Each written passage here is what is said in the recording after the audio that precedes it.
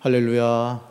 네, 하나님의 평강이 오늘도 우리 사랑하는 강경제일교회 성도들에게 함께 하시기를 주님의 이름으로 축원합니다. 오늘 마태복음 27장 1절부터 66절까지 말씀으로 뉘우침이 아닌 회개하자, 뉘우침이 아닌 회개하자, 이런 제목으로 말씀의 은혜를 나누고자 합니다. 마태복음 27장의 전체적인 내용이 우울합니다. 예수님에 대한 대제사장과 백성의 장로들이 하는 행동은 아연실색하게 하죠. 예수님의 제자로 부름을 받았지만 결국에는 목을 메어서 죽는 가룟 유다의 모습은 우리에게 충격을 주기도 합니다. 아무리 주님의 제자로 부르심을 받아도 자신에게 주신 사명을 감당하지 못하면 소용이 없다는 사실을 깨닫게 됩니다. 특히 예수님을 희롱하는 군병들의 모습에서 타락한 우리의 죄성을 보게 됩니다. 영원히 떠나신 예수님의 모습이 도대체 누구 때문일까? 이런 질문을 던지지 않을 수가 없습니다. 자, 첫 번째로 1절입니다. 예수님을 죽이려고 함께 의논하는 사람들의 모습에서 나를 보아야 합니다. 지금 모든 대제사장과 백성의 장로들이 예수님에 대해서 하는 행동을 여러분 주목해 보셔야 됩니다. 우리는 이런 생각을 하죠. 목사님, 저는 예수님이 나와 함께 하시면 저는 예수님을 잘 섬길 거예요. 예수님의 말씀도 잘 들을 거고요. 예수님의 마음을 흡족하게 해드리는 그런 성도가 될 거예요. 아마 이런 생각을 여러분 하게 되실 겁니다. 그렇지만 오늘 우리가 이 대제사장과 백성의 장로들의 모습을 보면서 그 안에서 나의 모습을 볼 수 있어야 된다는 거죠. 여러분 정말 이상하다는 생각이 들지 않으십니까? 죄인이 죄가 전혀 없으신 예수님을 뭐 하려고 하고 있죠? 죽이려고 하고 있습니다. 악한 자들은 자신들이 악한 일을 하는데 연합을 잘합니다. 이들은 예수님을 죽이는 일에 의기투합합니다. 함께 의논합니다. 그리고 예수님을 결박한 후에 끌고 가서 이방인 총독 빌라도에게 넘겨주는 것을 보게 됩니다. 이것이 타락한 우리의 모습이죠. 내가 죽어야 하는데 주님이 죽으셨습니다. 우리는 이 사실을 잊지 말아야 됩니다. 갈보리 십자가에서 예수님이 죽으셔야 되는 게 아니라 내가 죽어야 되는데 주님이 죽으셨다, 이거죠. 자, 두 번째 3절과 4절과 5절입니다. 우리의 삶은 뉘우치는 인생이 아니라 회개하는 인생이 되어야 됩니다. 성경에 나오는 정말 안타까운 장면 가운데 하나가 가룟 유다에 대한 부분이 아닐까, 이런 생각을 합니다. 예수님의 12 제자 가운데 한 사람으로 부름을 받았는데 그는 예수님을 은 30에 팔아먹은 것을 보게 됩니다.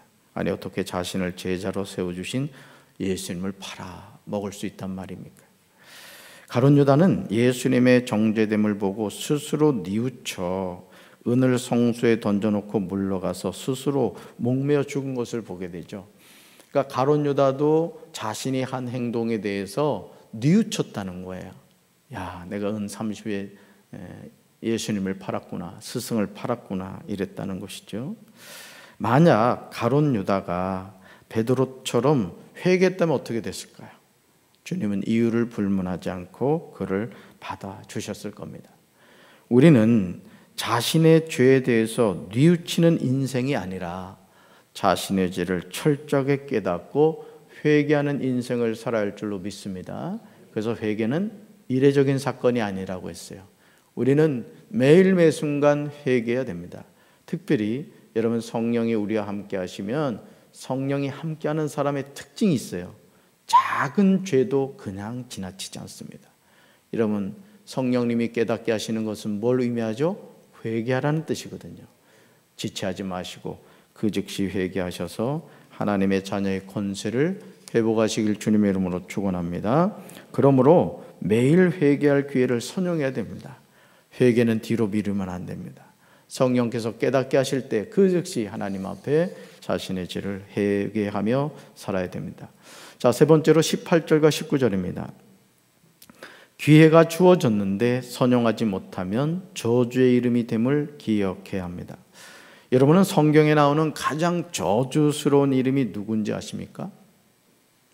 여러분, 가룟 유다가 예수님을 팔았죠. 그렇지만 우리가 고백하는 사도신경에는 이런 가룟 유다 안 나오죠. 가룟 유다가 은 30에 예수를 팔았다, 이런 내용 나오지 않습니다. 다양한 대답이 나올 수 있겠지만 저와 여러분이 사도신경을 암송할 때마다 고백하는 이름이 나오죠. 본디오 빌라도입니다. 그래서 뭐라고 고백하죠? 본디오 빌라도에게 고난을 받으사. 자, 그런데 오늘 18절과 19절을 보시면 빌라도는 자신에게 주어진 기회를 선용하지 못했음을 보게 됩니다. 여러분, 빌라도에게도 기회가 있었습니다. 자신이 재판장의 역할을 하는 그 위치에서 바른 선택을 할 수 있는 그런 상황이 있었거든요. 바라바와 예수님 사이에 누구를 놓아줘야 되는지 그는 너무나 잘 알고 있었습니다. 그런데 그 선택권을 백성들에게 던져버리죠. 먼저 18절에서 빌라도는 사람들이 시기로 예수님을 넘겨준 줄 너무도 잘 알고 있었습니다. 그래서 제가 인천지방검찰청에서 검사님들을 대상으로 이제 한 달에 한두 번 신우의 예배를 드릴 때마다 제가 그분들한테 꼭 했던 말이 있습니다. 여러분들에게 주어진 검사의 직임은 하나님이 주신 겁니다. 여러분이 그 직임을 잘못 쓰면 하나님 앞에 심판받습니다. 제가 검사님들한테 그랬습니다. 여러분, 오늘 우리가 지위가 높아진다는 것, 세상에 어떤 힘이 주어진다는 것은 그만큼 두렵고 떨리는 일이죠. 여러분 19절 보시면요, 19절 보시면 빌라도의 아내가 재판하기 전에 아주 중요한 사실을 알려주는 것을 보게 되죠. 꼭 들어야 할 내용이었어요. 여러분 19절 하반절에 보면 이렇게 말하죠. 저 옳은 사람에게 아무 상관도 하지 마옵소서. 오늘 꿈에 내가 그 사람으로 인하여 애를 많이 태웠나이다. 자, 빌라도 자신이 알았어요. 백성들이 시기로 예수님을 넘겨준 줄 알았습니다. 또 그의 아내가 꿈을 통하여 예수님은 옳은 분이구나, 이 사실을 깨닫고 빌라도에게 알려줬거든요. 빌라도의 아내는 유대인이었습니다, 사실은. 자, 그러나 빌라도는 이 기회를 걷어차고 말았다는 거죠. 그리고 그의 이름이 저주의 아이콘, 상징이 되고 말았다는 겁니다. 저는 우리 사랑하는 강경주교회 성도 여러분들이 어떤 가문의 내력이 있는지 모르겠습니다. 그러나 과거는 과거입니다. 여러분, 새로운 역사를 써가시기 바랍니다. 우리 강경제일기도 마찬가지예요. 옛날에 어땠다, 그게 무슨 문제입니까? 우리 때부터 새로운 역사를 써가면 되는 거예요. 우리 사랑하는 성도 여러분들, 혹시 빌라도의 실수를 되풀이하고 있지는 않습니까? 성령님이 깨닫게 해주시면, 또 누군가를 통해 성령님이 말씀해 주시면 여러분 영의 귀가 열려서 바로 깨닫고 여러분 하나님 앞에 무릎 꿇게 되길 주님의 이름으로 축원합니다. 자, 네 번째로 28절부터 31절입니다. 군병들이 예수님에게 한 행동들이 바로 내가 한 것임을 기억해야 됩니다. 성자 하나님이신 예수님, 태초에 천지를 창조하실 때 창조주이신 그분이 자신이 친히 빚은 흙덩어리에 불과한 사람들에게 모욕당하시는 모습을 보십시오. 예수님의 옷을 벗깁니다. 홍포를 입힙니다. 가시관을 엮어 머리에 씌웁니다. 갈대를 오른손에 들게 합니다. 예수님 앞에서 무릎을 꿇고 희롱합니다. 예수님에게 심지어 침을 뱉기까지 합니다. 갈대를 빼앗아 예수님의 머리를 칩니다. 그리고 결국에는 예수님에게 옷을 입힌 후에 십자가에 못 박으려고 끌고 나갑니다. 여러분, 이 모든 일련의 모습에서 우리가 타락한 인간의 본성이 얼마나 끔찍한가를 여러분 기억해야 됩니다. 아마 이들은 너무나 옳은 일을 하고 있다고 생각했을 겁니다. 하나님의 이름을 신성모독하는 이 예수라는 이단 괴수를 죽이는 것을 하나님은 기뻐하신다고 생각했을 것입니다. 여러분, 지금 누가 이런 일을 하는 것입니까? 제가 예수님이었다면 저는 가만두지 않았을 거예요. 저는 십자가에 못 박히지도 않았을 겁니다. 그러나 예수님은 이 모든 상황에서도 바보처럼, 정말 바보처럼 침묵하시는 것을 보게 되죠. 아니, 묵묵히 이 모든 상황을 받아들입니다. 왜냐하면 예수님은 죄인인 저와 여러분의 죄를 해결해야 했기 때문에 그렇습니다. 사랑하는 성도 여러분, 기억하시기 바라요. 예수님은 바보가 아니십니다. 다만 죄인인 우리를 너무 사랑하셨기 때문에 인내하신 것이죠. 그 십자가의 모진 고통, 너무나 끔찍하고 너무나 수치스럽고 너무나 아픈 상황이었지만 그 고난과 아픔을 이겨내셔야만 죄인인 우리를 구원할 수 있었기 때문에 인내하신 거예요. 그래서 예수님 뭐라 그러셨습니까? 너희의 인내로 너희 영혼이 구원을 받으리라고 했습니다. 저는 우리 사랑하는 성도 여러분들, 힘들고 어려운 신앙의 여정에서 끝까지 인내하셔서 하나님이 주시는 구원의 은혜에 동참하게 되길 주님의 이름으로 축원합니다. 자, 다섯 번째로 32절입니다. 예수님의 십자가는 억지로 지더라도 반드시 지고 가야 함을 기억해야 합니다. 인생에서 십자가를 지고 싶은 사람은 아무도 없죠. 그러나 구레네 시몬처럼 우리는 죄송합니다. 자신에게 주어진 십자가를 지고 골고다로 가야 됩니다.